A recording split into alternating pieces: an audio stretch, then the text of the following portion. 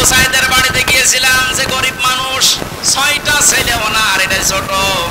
ওনার বাবা মারে বলছিল যে অবস্থায় ওদের বাড়ি ঘর দেখলাম, আমার মনে হয় 3 বেলা পেট পুরে খাবার খাওয়ার মতো পরিবার না। আল্লাহ তার জীবনটা এত বেশি পছন্দ করেছিলেন, সাধারণভাবে মরণ দেয়নি। এত সাহস তার বুকের ভেতরে দিয়েছিলেন, জালেমদের শাহাদত বরণ করে কিয়ামত পর্যন্ত জান্নাতি খাবার খাবে। কোন সন্দেহ নেই, এতে কিয়ামত পর্যন্ত আল্লাহ খাওয়াবে। কারণ যেহেতু মরে না, জীবিত থাকে, আর জীবিত থাকলে খাওয়া লাগে, খাওয়া লাগে না? আর খেলে রক্ত গোশত তৈরি হয়, খাবার খেলে মানুষের রক্ত গোশত তৈরি হয়। ওই দিন আমার মাহফিল, দিন রাতের বেলা গিয়েছিলাম ওখানে, রাত 9:30টার পরে অনুষ্ঠান ছিল আমার গাইবান্ধার গোবিন্দগঞ্জে। ওখানে এসে উঠলাম, জেলা আমির সাহেব এসে আমারে বলছে, আমির হামজা, 1 মাস আগে এখানে সাব্বির নামে একামতে দিনের একজন, ওকে মেরে ফেলা হয়েছিল। 1 মাস পরে ওর কবর খুঁড়ে কবর ভেঙে গেছে বৃষ্টিতে, দেখলাম ওর কবরের ভেতর থেকে তাজা রক্ত পাওয়া যাচ্ছে। সিরাজগঞ্জবাসী, আল্লাহর কসম করে বলছি, কোরআনের আয়াত আমি 100% বিশ্বাস করি।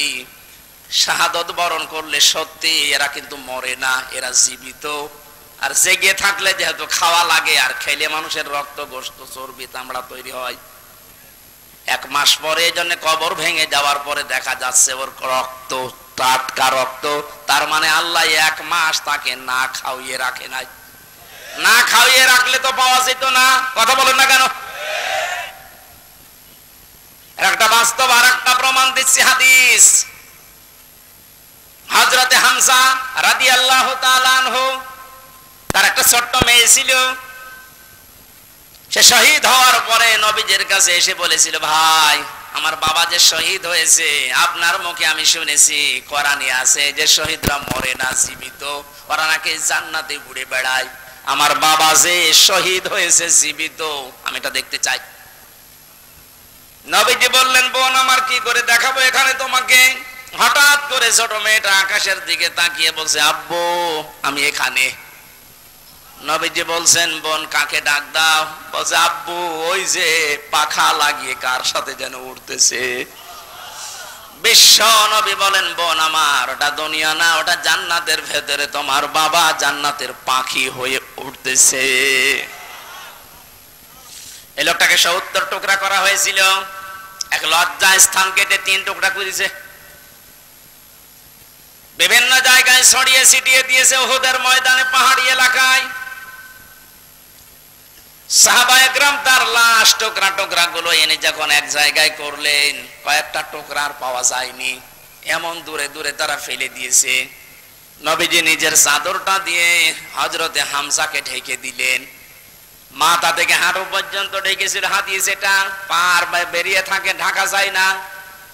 আল্লাহর নবী মুহাম্মদুর রাসূলুল্লাহ নিজে সাহাবীদেরকে দিয়ে পাহাড়ি এলাকার লতা পাতা দিয়ে তার পাটা ঢেকে দিলেন, কবরে রাখলেন। যেহেতু জানা তার জন্য কাফন দাফনের জন্য ধোয়ানোর কোন লাশ ধোয়ানোর সিস্টেম নেই, শহীদরা মরে গেলে ধোয়ানো লাগে না। যেভাবে ইন্তেকাল করবে, শাহাদত বরণ করব, ওইভাবেই কবর দেওয়া লাগবে। কারণ কিয়ামতের দিন উনি ওইভাবে আল্লাহর সামনে উঠে দাঁড়াবে। আপনি যদি দেখবেন আবু সাইদ কিয়ামতে যখন উঠবে, 4টা গুলি লেগেছে যেখানে যেখানে, ওইটা নিয়ে দাঁড়াবে ঠিক ওইভাবে। আল্লাহ জিজ্ঞাসা করবে, আবু সাইদ তোমার শরীরে এতগুলো গুলি, রক্তের দাগ কেন? বলবে, আমি সালেমদেরকে হটানোর জন্য, মানুষের অধিকার প্রতিষ্ঠার জন্য চেষ্টা চালিয়েছিলাম। শেষ পর্যন্ত সালেমরা আমার বুকে, আমার পেটে, আমার মুখের উপরে গুলি লাগিয়েছে। যে সমস্ত জায়গায় গুলি লেগেছে, ওই জায়গাগুলো একেবারে জিন্দা নিয়ে তোমার সামনে আমি হাজির হয়ে গেছি। হযরতে হামজাকে আল্লাহর নবী কবরে রাখলেন। এই ডিস্টার্ব হচ্ছে কেন? ডাক দিয়ে বলেন হামজাকে, রব্বুল আলামিন, এই যে আমার চাচাকে আমি কবরে রাখলাম, এখন পর্যন্ত আমার চাচার উপরে আমি রাজি আছি, খুশি আছি। মাবুদ আমি তোমার গোলাম হয়ে বলছি, তোমার রসুল হয়ে দাবি করছি, আমার চাচা হামজার উপরে তুমি রাজি হয়ে যাও। নবীজি বলেন যদি আমি রাজি হয়ে গেছি, আল্লাহ তুমি রাজি হয়ে যাও, আল্লাহ দেরি করবে? দেরি যে করে নাই, আর তার প্রমাণ তাফসিরে পেয়েছি আমি। ওনাকে কবর দেওয়ার 30 বছর পর কবরটা ভেঙে গিয়েছিল। মদিনা একটা ঢল হওয়ার কারণে দেখে রক্ত ভেসে আসতেছে পানির ভেতরে। ওই সময় হযরতে হামজার সাথে যারা ছোট বয়সে যুদ্ধ করেছিল তারা এখন মুরব্বী হয়ে গেছে। রক্ত অনুসন্ধান করতে করতে গিয়ে দেখে 30 বছর আগে মুহাম্মদুর রাসূলুল্লাহর চাচা হযরতে হামজাকে ওরা যেখানে যেখানে আঘাত করেছিল তরবারি দিয়ে, ওই জায়গাগুলো দিয়ে ফিনকি দিয়ে রক্ত বের হচ্ছে। বাংলার মুসলমানেরা ভালোভাবে মিলান, আল্লাহ যে আহয়াউন দিয়ে শেষ করেননি, ইনদা রাব্বিহিম ইরযাকুন, তারা তো জীবিত এবং খাবার খায়। উনি যে খাবার খেয়েছে তার প্রমাণ 30 বছরের তাজা রক্ত। কথা বলেন না কেন? এই জন্য কোনদিন ধারণা করবেন না যে তারা শহীদ হয়ে গেছে, মরে গেছে, বলবেন তো নাই, ধারণা করা যাবে না। এই শহীদদের আত্মার মাগফিরাত আল্লাহ ওদেরকে এমনিতেই মাফ করে দিয়েছে। কারণ কি?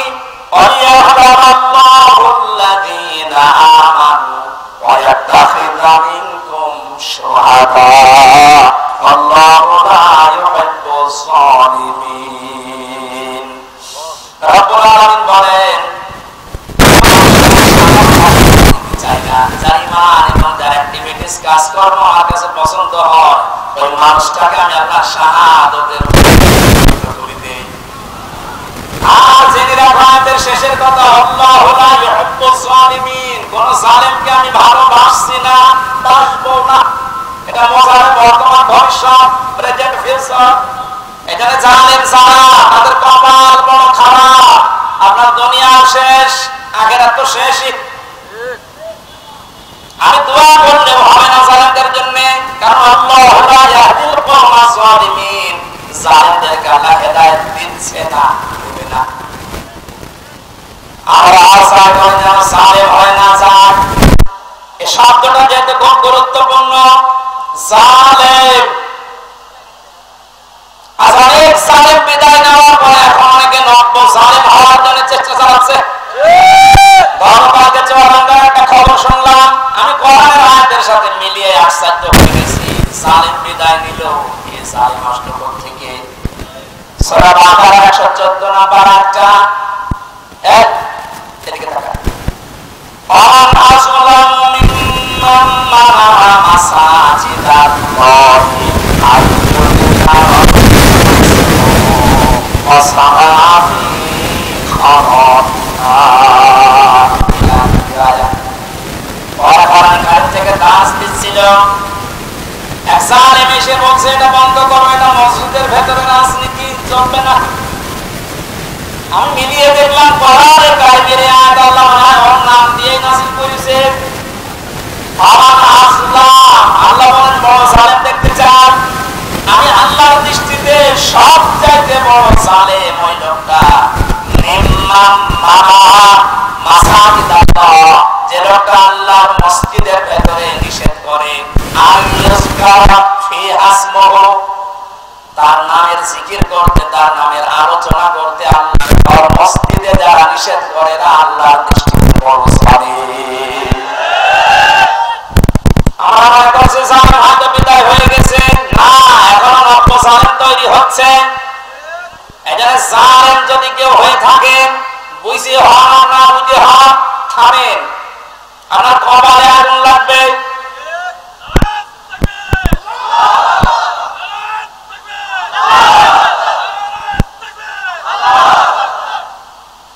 এটা সূরা শুআরার ভেতরে আছে, শেষ নাম্বার আয়াত। আল্লাহ বলেন অতি শীঘ্রই জালেমরা তাদের পরিণতি, তাদের আশ্রয়স্থল দেখতে পাবে। এই জালেমরা যেমন আজ দেখতে পাচ্ছে, এত বড় দরবেশ কেউ দেখলাম জুলুম করার ফল কি? দাড়ি কেটে বলতে পারে না। আল্লাহ বলেন জালেমদেরকে আমি ধরি, কারণ জালেমের বিরুদ্ধে আমার মামলা। কার মামলা? 17 লাখ করেছেন। জালেমের বিরুদ্ধে হামজা মামলা দেবে না, জালেমের বিরুদ্ধে মামলা দেবে কে? ঢাকা শহরের আজকেও ঘোষণা দিয়েছে কুষ্টিয়ায় যে আমরা সবাইকে সাধারণ ক্ষমা করে দিলাম, কিন্তু যে পরিবারগুলো অত্যাচারিত হয়েছে তারা যদি এখন অত্যাচারের প্রতিশোধ নিতে গিয়ে কিছু করে, ওইটার জন্য আমরা দায়ী না। শব্দটা আসলে ঠিক, কারণ হয় না আবাদুকুম ফাআকিবু বিমিসলি মা উকিবতুম বি।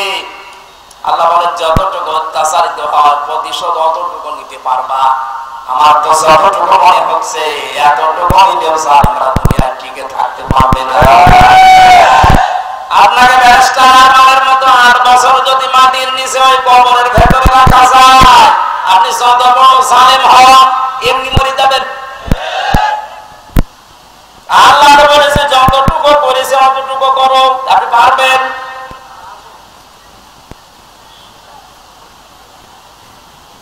আর বড় যতটুকু অত্যাচার হয়েছিল আমি চাই যাদের দ্বারা হয়েছে, যে মানুষগুলো ইঙ্গিত হয়েছে, আমি ওই মানুষগুলোকে অতটুকু না করে ছাড় দেবো না। মাফ করে দেন না, কিসের মাফ? কোন মাফ নেই আপনার, কারণ আমার ছোট মেয়েটা আমার এখন পর্যন্ত চেনে না। দোষ করে যদি আপনি শাস্তি দিতেন আমি মেনে নিতাম, কিচ্ছু জানি না আপনি কেন আমার জীবনে এই কাজ দিলেন। যেভাবে রেখেছিলেন আমাকে আর মাওলানা মামুনুল হককে, কোন আলেমকে এত কষ্ট আমার বাংলাদেশে আমরা শুনি নাই। আমার একটা ছোট মানুষকে 24 ঘন্টা কারাবদ্ধ রেখে মনে হচ্ছে আমি ফাঁসির কন্ডেম ছেলে আছি, কত বড় অপরাধী। অথচ যে মামলা দিয়েছিলেন শাস্তি দিলেও 3 মাসের বেশি আপনি রাখতে পারেন না। এটা মূল্য চুরি মামলা। জালেমদেরকে মাফ করে দেওয়া মানে মুসলিমের উপরে অবিচার করা। এটা বলছে সারা বাংলাদেশের 18 কোটি মানুষকে যদি এই আইনা ঘরের সাথে যারা জড়িত ছিল, সে যেই বয়সী হোক, যারা জড়িত এর সাথে এদেশের 18 কোটি মানুষ যদি মাফ করে দেয়, ব্যারিস্টার আর